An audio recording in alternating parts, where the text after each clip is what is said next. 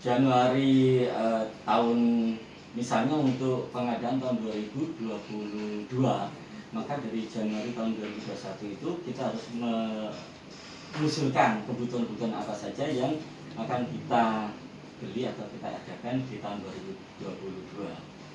Jadi setelah semuanya itu tercatat disertai dengan misalnya spesifikasi, gambar-gambar penunjang dan sebagainya, kemudian akan diolah ke bagian perencanaan. Di bagian perencanaan akan melihat dari ini kebutuhan, jadi tingkat urgenitasnya. Dari pihak perencanaan akan mendapatkan pagu anggaran yang turun dari pusat. Jadi misalnya tahun ini kita dapat katakanlah kita dapat 17M. Nah, 17M itu akan di breakdown, ada di bagian belanja umum seperti gaji, kemudian tunjangan-tunjangan dan sebagainya, sama belanja barang. Belanja barang misalnya alat-alat dan sebagainya. Nah, terkadang ada juga yang misalnya dari satu instalasi itu menganggap barang ini perlu, tapi ternyata dilihat urgenitasnya dan uangnya itu tidak bisa mencukupi semuanya, maka pihak perencana akan memilih ini kira-kira sebaiknya diberikan yang mana. Oh ya, itu kalau ada yang kurang jelas bisa ditanyakan ya. Oke, siap. Iya, tapi jangan sekarang. Baik, setelah dari pihak perencanaan kita ada namanya DES. DES itu kita akan mempertanggungjawabkan apa yang kita usulkan dari pihak pusat. DES-nya itu ada dua, DES pagu anggaran yang masih belum fit, jadi dikasih besar, misalnya kita 17M, kemudian kita mengajukan, kemudian setelah itu kita akan mempresentasikan kenapa sih kok kita minta ini gitu. Dari situ nanti biasanya Irjen nanti akan bertanya kenapa harus barang ini, kemudian mana data dukungnya dan sebagainya. Nah, DES yang kedua itu biasanya bulan Oktober itu pagu sudah turun. Jadi bisa jadi dari 17 miliar itu kita tidak dapat penuh 17 miliar. Bisa jadi kita cuma dapat 10 miliar. Atau bisa jadi ada tambahan karena misalnya kayak kemarin itu ada COVID-19. Awalnya kan kita tidak ada perencanaan untuk membeli untuk bahan-bahan penanganan pandemi, sehingga kita hanya merencanakan yang umum-umum saja. Tapi begitu ada pandemi COVID ini, kita dituntut untuk segera memasukkan kira-kira kita butuh barang-barang apa saja untuk pandemi COVID ini. Nah, dari 17 miliar kemudian jadi misalnya 10 miliar itu berarti kan ada yang harus dipotong, atau kita tidak bisa. Pertama misalnya kita akan membeli USG, kemudian ternyata pagu anggaran yang seharusnya misalnya 1M, karena kita cuma dapat 750 juta, sehingga kan ada dua kemungkinan, apakah kita tetap akan memberikan USG atau kita memberikan barang lain. Yang kemungkinan berikutnya, oke, kita tetap beli USG tapi speknya yang diturunkan. Nah, seperti itu. Terkadang dari instalasi, misalnya saya minta USG 5 dimensi, karena tadi kan kita sudah tahu dari perencanaan ada info, oke, ada pagu 1 miliar, ini untuk USG tolong dijadikan speknya. User minta apa, minta yang bagaimana. Jadi dari sini kita itu dari ada usulan dari user ke bagian perencanaan. Jadi bukan bagian perencanaan pokoknya harus beli ini, user harus setuju. Tidak seperti itu. Tapi awalnya memang user yang mengajukan.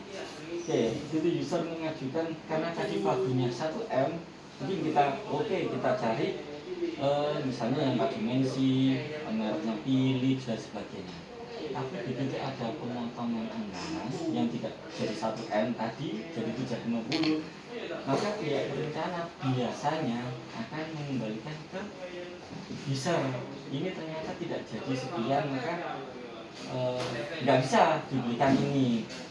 Tapi kalau waktunya mencukupi seperti itu, biasanya user diajak bicara. Tapi kalau waktunya tidak cukup, perencana akhirnya mengambil keputusan yang memang sih secara sepihak, dalam artian ternyata tadi ada USG, ada AAS, kemudian ada misalnya hematologi, dilihat ini kira-kira kita yang belum punya yang mana, kemudian nanti value of bisnisnya bagaimana. Kalau misalnya kita beli AAS, apakah lebih menguntungkan daripada USG. Nah, itu biasanya kita konsul kita ke kepala BPK. Jadi jarang sekali kalau sudah seperti itu, waktunya mepet, kita harus segera mengajukan konsulnya ke kepala BPK, jarang sekali ke user, sehingga terkadang memang user merasa, loh kemarin saya mengajukan ini kok ternyata tidak diberikan, atau ternyata kok barang yang didatangkan beda. Itu bisa jadi karena dari pemotongan anggaran dari pusat, sehingga terkadang pihak perencanaan itu ngambil sisi amannya, kalau kepalanya setuju kita jadi belikan ini, atau kalau kita mau win-win solution semuanya pembagian dibelikan, maka speknya yang diturunkan. Jadi misalnya tadi usernya minta USG-nya 4 dimensi, kita tidak jadi 4 dimensi tapi 3 dimensi. Kemudian jadi 5 barang diajukan, bagaimana caranya dengan dana yang ada 5 barang juga bisa diberikan. Itu. Nah, bila semuanya sudah disetujui oleh pusat, maka masuk ke dalam RKAKL. Jadi itu rencana anggaran belanja satker, semua belanja barang maupun jasa ataupun gaji ada di sana. Nah, misalnya di suatu pertengahan tahun ada suatu barang yang kita inginkan, kita tidak bisa semena-mena langsung minta dibelikan, karena bila perencanaan atau bila barang tersebut belum masuk ke dalam RKKN, maka kita tidak bisa membelikan secara langsung. Ada prosesnya tersendiri. Jadi prosesnya ada revisi dan sebagainya, agak lama sih. Tapi memang bisa dibelikan, tapi yaitu ada revisi. Nah, setelah dari RKKL ini biasanya akan diturunkan atau diberikan ke pejabat pembuat komitmen dari BPK, sehingga misalnya tahun ini kita kebutuhan reagen kita 1M, reagen PMI 1M, maka dari pihak BPK nanti akan melihat 1M ini kalau secara pengadaan kan harus ditender. Nah, tender kita itu melalui LPSE, jadi tendernya secara elektronik, kita tidak lagi tender secara manual, karena memang dari pusat diwajibkan seperti itu. Nah, dari pejabat pembuat komitmen, dana tadi akan diolah untuk membuat HPS, harga perkiraan sendiri. Kita akan menyusun kebutuhan-kebutuhan dari instalasi-instalasi, misalnya untuk PMI ini yang dibutuhkan apa saja, instalasi hematologi, patologi klinik, kemudian kimia kesehatan, mikrobiologi. Setelah kebutuhan-kebutuhan sudah terdata, kita masukkan harga perkiraan sendiri kita dari distributor, kemudian barulah kita bisa melaunchingnya di LPSE dengan paket PLE tadi. Nah, misalnya kita pakai pagunya 1 miliar, bisa jadi pada waktu tender kita launching itu, bisa jadi yang menang itu tidak yang mendekati, bisa tidak yang harga paling murah, tapi bisa jadi harga yang paling harga yang paling tinggi.